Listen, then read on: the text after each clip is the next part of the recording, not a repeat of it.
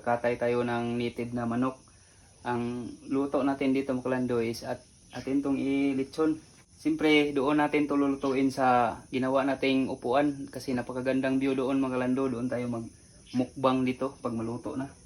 So yun mga kalando, nandito na tayo ngayon sa spot nga ginawa nating upuan. Ayan na po yung manok natin. Oh. Ayan, dito tayo kasi napakagandang view. Napaka-relax. Kita nyo yan mga kalando. Pulang-pula na oh. Yung manok natin. Anong pa ko video?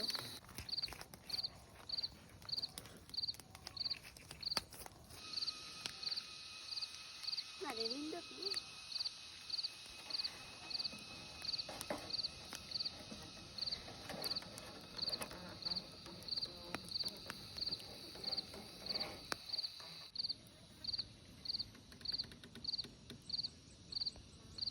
Sarap pagkaluto niya no. Kasi napakabango nito, native. Yan kasama ko si Longlong. So tanghalian na tayo mga kalando. Thank you sa blessing Lord. Sa iyo tong isalong. Ayan oh. Ah, wow.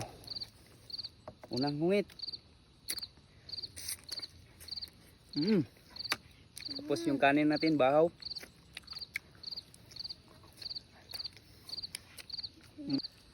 Ito yung nakabango, yung tanglad.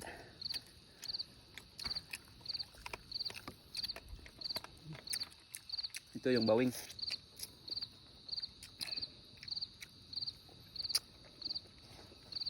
Napakalasa talaga yung native na manok mga kalando.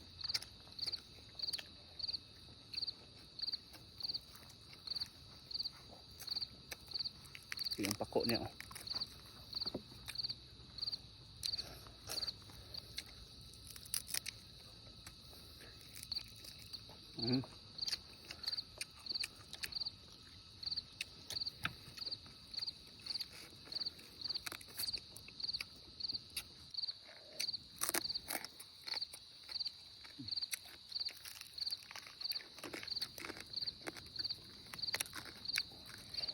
Napakabango yung litso natin.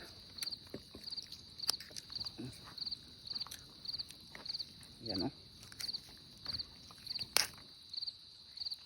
Lutong luto siya talaga mga kalando. Yan yung laman niya.